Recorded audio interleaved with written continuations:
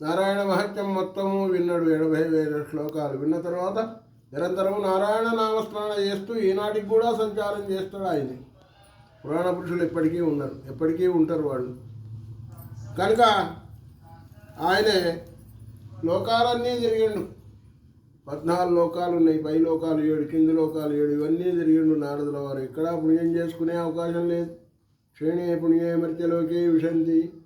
పుణ్యం చేసుకునే అవకాశం కేవలం మానవ జన్మలోనే ఉంది. అందుకే భగవద్గీత చెప్తుంది, క్షేణే పుణ్యే మర్త్యలోకే విశంతి. పుణ్యమంతా అయిపోయింది, మానవ జన్మ ఎత్తినవు, మానవ జన్మలోనే పుణ్యం చేసుకో అని చెప్తుంది భగవద్గీత.